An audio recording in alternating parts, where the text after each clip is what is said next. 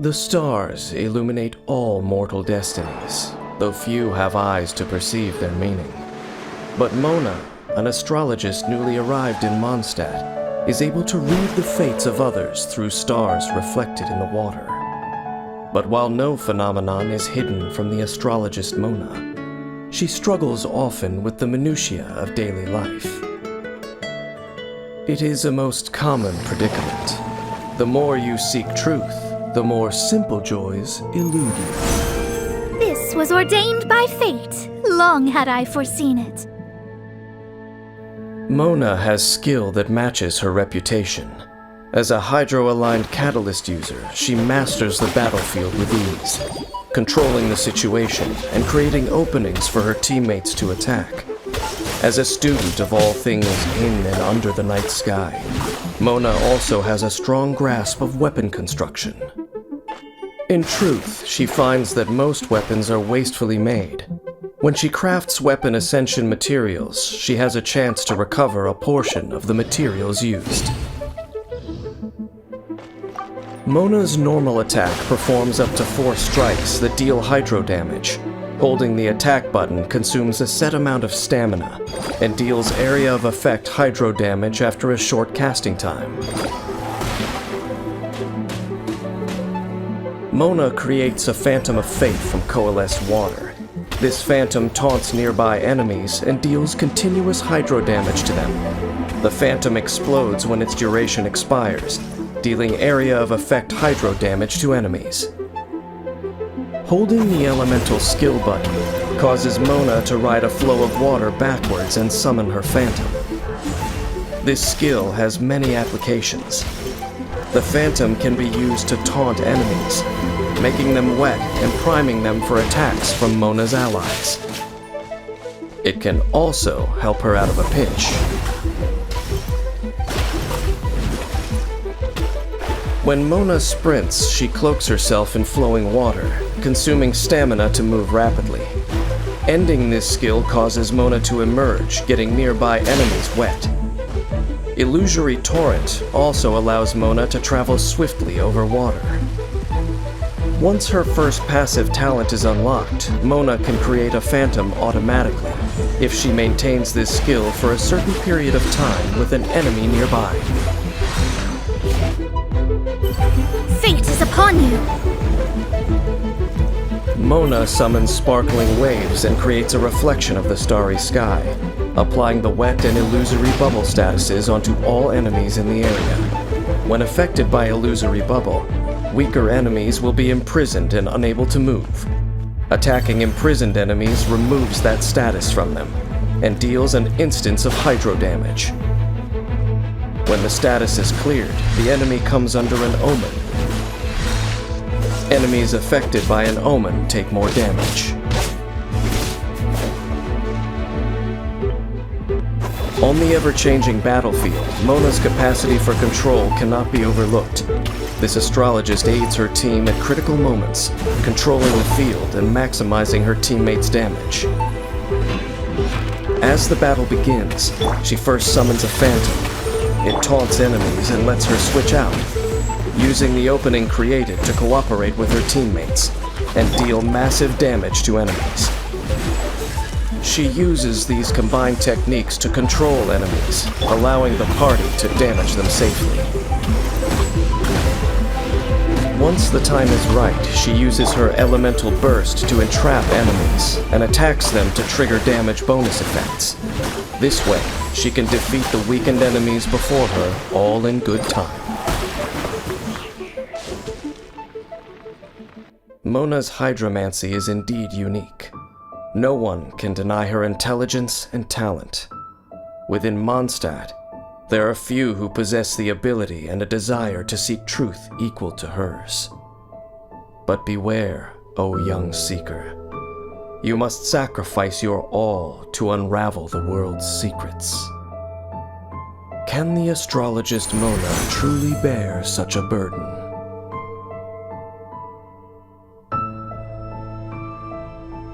A mysterious bard named Venti has recently appeared in the world, singing tales for the city of freedom and romance. This city is Mondstadt, the crown of the north. A free nation with no ruler. This once bitter cold land in the north of Tevat is now fertile. A blessing left by the god of Anemo, they say. 1,000 years have passed since the god of Anemo left this land. But to me, it has only been half that time. Come on, traveler, let's go! The world is full of lost ballads just waiting to be rediscovered. As an archer with the power of Anemo, Venti can battle with ease in almost any environment. His versatile attack style and his ability to launch enemies with his elemental skill allow for a high amount of mobility in battle. His unique elemental burst can pull together nearby enemies, making him a strategic character who can both deal damage and control the battlefield. When Venti is in your party, gliding consumes less stamina for all characters. Needless to say, this skill will come in handy on your adventures. Take Venti along when exploring the beautiful open world. Normal attacks can perform up to 6 consecutive shots. The first and fourth shots can fire an extra arrow, while the 6th shot deals greater damage.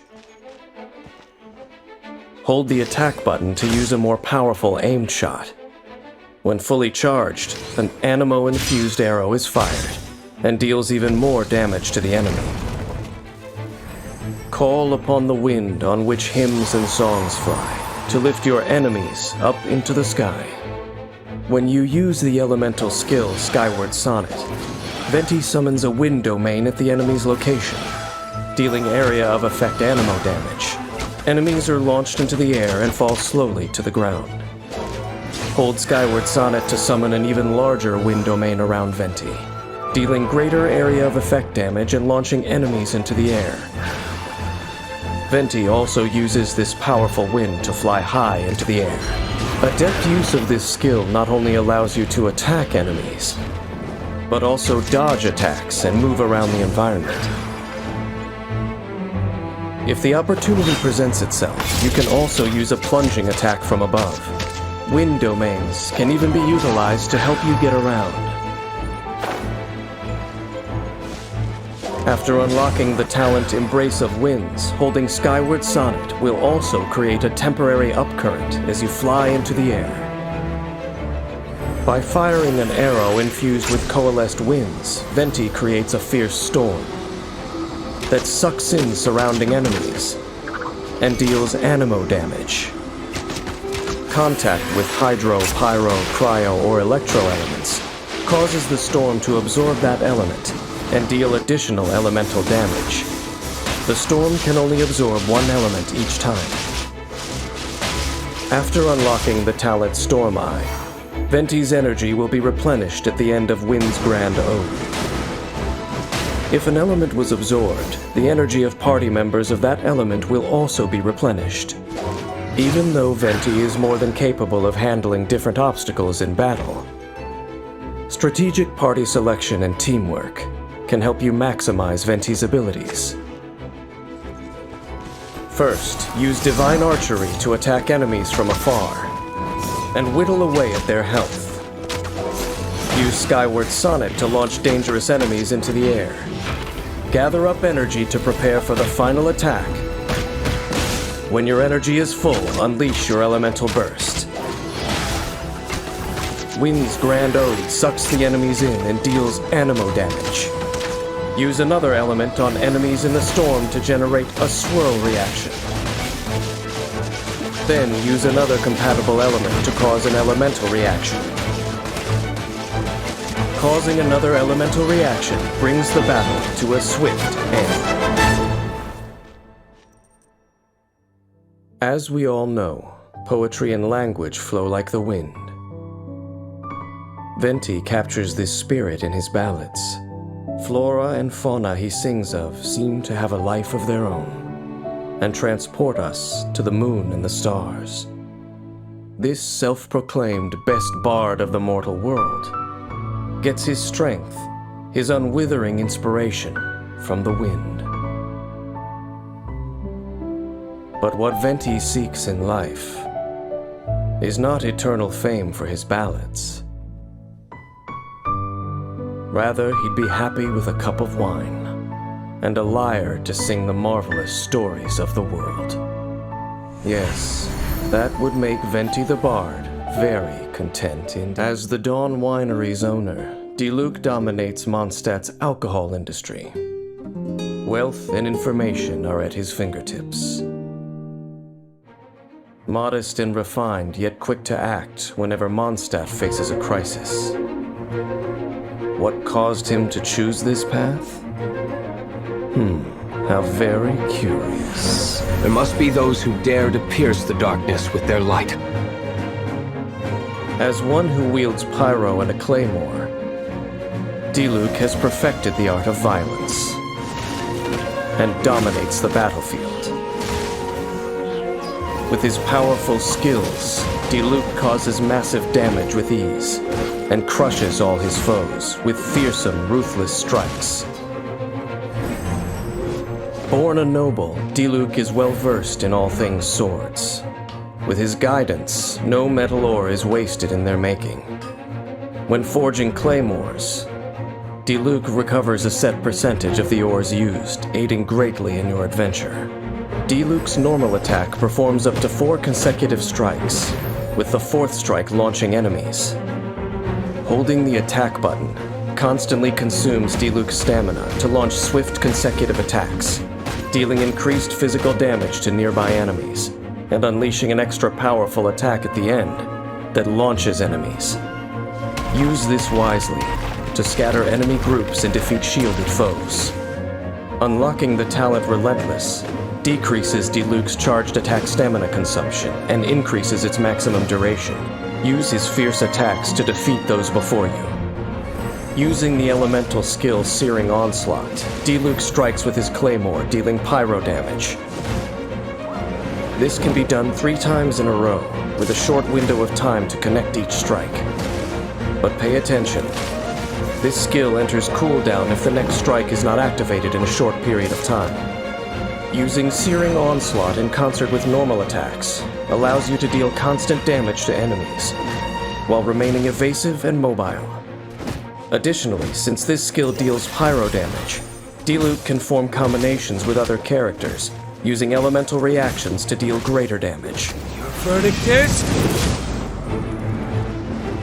Surrounding himself in flames, Diluc knocks nearby enemies back, before gathering the flames into his blade and launching a phoenix, dealing massive pyro damage to enemies in its path. Diluc's normal and charged attacks will also deal pyro damage for a period of time. Dawn has a very large hitbox, allowing it to not only strike airborne foes, but also forcibly reposition enemies to an extent, making it very strong against groups. The pyro damage conversion that Dawn provides further strengthens Diluc's attacks. Unlocking the Blessing of Phoenix talent increases the duration of Dawn's pyro damage conversion, and gives Diluc a pyro damage bonus. Diluc is, without question, a well-honed warrior, who efficiently deals with any task. Now, please witness him in action. He begins suppressing the target with normal attacks, combining it with his elemental skill to deal great pyro damage to the enemy. He weaves between these 2 attack modes to suppress the foe more quickly, while building up elemental energy. He uses his elemental burst once his energy is full, followed by attacks enhanced by Blessing of Phoenix, defeating the enemy flawlessly. Diluc's explosive, ruthless fighting style and his aloof manner are all admirable traits. But if the disaster from 5 centuries ago were to happen again, if he were to face the same evil that I once did, would he still hold fast to his resolve? This, too, makes me most curious indeed. There are many remarkable people in Mondstadt's Knights of Favonius. Among them is a small knight who raised Stormbearer Mountains flat, and whose name has recently become commonplace both within Mondstadt and beyond. When it comes to Spark Knight Klee, there are rumors aplenty. Interestingly, those telling these rumors do so with a smirk and a shake of their heads, joking that even Mondstadt's fish have learned to swim away when they see her. Can I come play with you today? Please? I want to go on an adventure. Well known as the Spark Knight, Klee is able to deal continuous pyro damage with her childlike glee and a pack and pockets full of bombs. But watch out, as anything near her may be turned to ash in a fiery explosion. Klee loves adventures and is adept at expeditions and gathering. Not only does she know the locations of Mondstadt's unique flora, she may also know where to find a treasure or two. When Klee is on your team, the location of items unique to Mondstadt will appear on your minimap. When it comes to anything explosive, Klee simply can't control her enthusiasm. Klee's normal attack performs up to 3 consecutive explosive attacks that deal AoE pyro damage. Holding the attack button consumes a certain amount of stamina, and after a short casting time blasts enemies, dealing AoE pyro damage. When Klee is up high, her charged attack can reach enemies even farther away. Also, Klee's normal and charged attacks are especially effective against geo-targets, making them ideal against enemies with geo-shields, and for quickly mining ore. After unlocking the talent Sparkling Burst, when Klee's charged attack lands a critical hit, some energy will be restored for all party members. Use Klee's elemental skill to toss Jumpy Dumpty. Jumpy Dumpty will bounce 3 times, each bounce causing an explosion that deals AoE pyro damage. On the 3rd bounce, Jumpy Dumpty will burst into mines. These explode upon contact with enemies or after a short time, dealing AoE pyro damage. Jumpy Dumpty will automatically recharge over time to up to 2 charges. It is effective in dealing with groups of enemies. After Jumpy Dumpty explodes, switch characters and pull enemies together to take advantage of the mines and deal a lot of damage to enemies. After unlocking the talent Pounding Surprise, when Jumpy Dumpty and normal attacks deal damage, Klee has a chance to obtain an explosive spark. When Klee has an explosive spark, instead of consuming stamina, her next charged attack will expend the spark instead and deal increased damage. Blow them all up! Klee's Blazing Delight, Sparks and Splash, continuously attacks nearby enemies for the duration of the skill, dealing AoE pyro damage. Sparks and Splash has high damage and attack rate, empowering Klee to deal immense damage while on the battlefield. Klee is able to continuously dish out strong pyro attacks, earning her a role as the firepower of your party. Next, let's look at a battle to experience Klee's incredible destructive capability. In battle, Klee can use her elemental skill and normal attacks to repeatedly activate the effect of the talent Pounding Surprise, and use charged attacks to suppress enemies. When her energy is full, unleash an elemental burst to further increase her ability to deal damage. After this, Klee can have fun causing explosions, spreading flames in every direction, and burning enemies to a crisp. When the people of Mondstadt talk about their home, they proudly call it the City of Wind, Dandelions, and Freedom. Perhaps it was Mondstadt's atmosphere of freedom that led the famous adventurer Alice to entrust her daughter Klee to the care of the Knights of Favonius.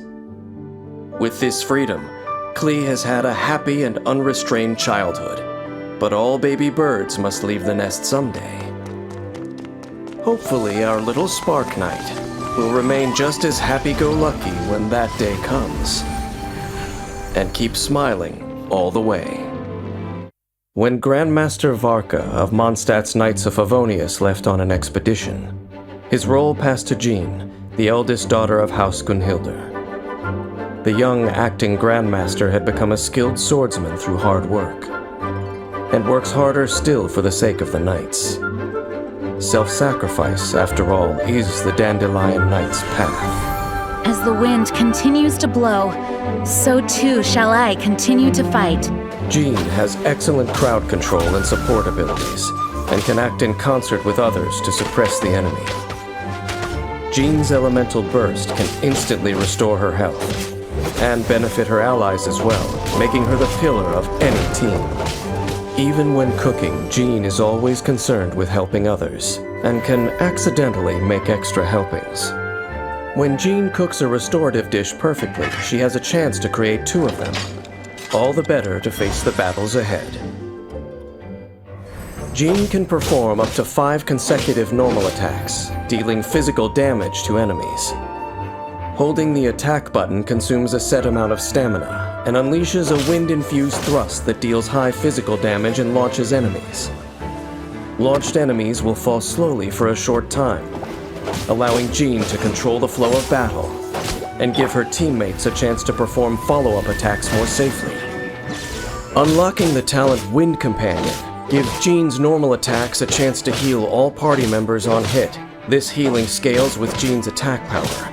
Tapping her elemental skill Gale Blade causes Jean to gather formless wind on her sword and unleash a small storm, launching enemies in the direction Jean is aiming, dealing anemo damage.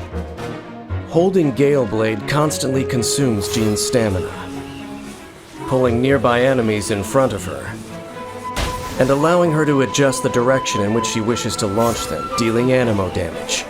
Enemies launched by Gale Blade will remain clumped together when they fall, making follow-up attacks easier. Gale Blade is a very flexible ability. Strategic use of the surrounding terrain will often amplify its effects.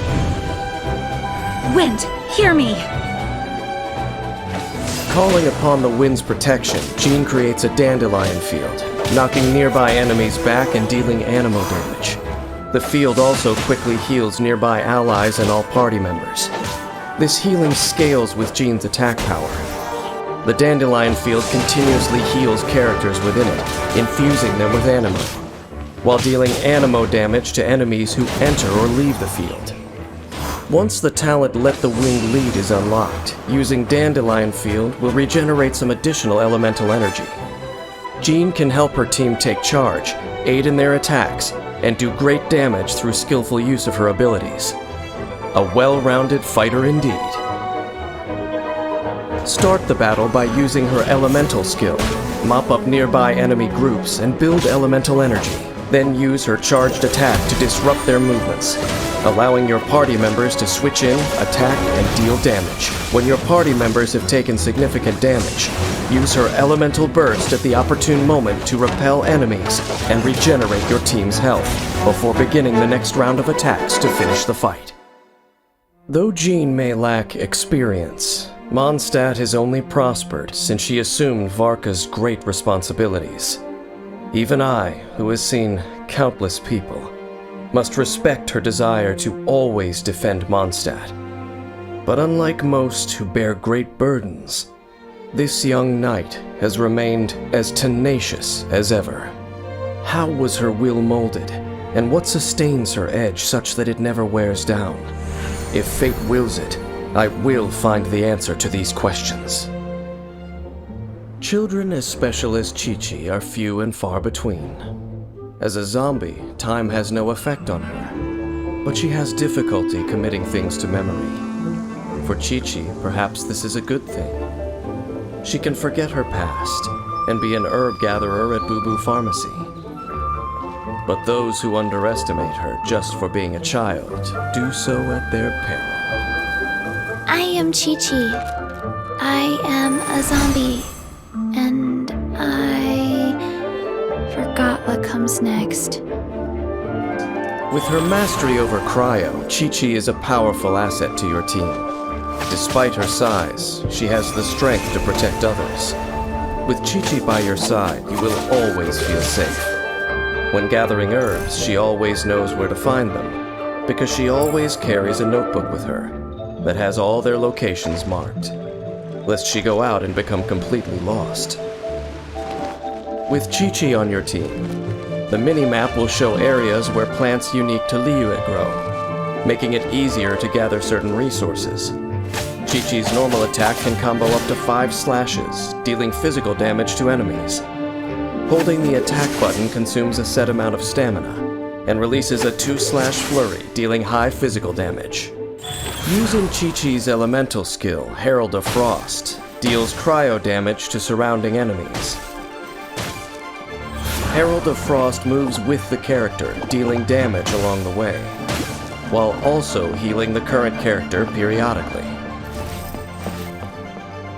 While Herald of Frost is active, normal and charged attack hits heal the entire party and nearby allies by a set amount based on Chi-Chi's attack power. Not only does this increase the team's endurance, it also allows you to dominate the enemy when paired with Hydro.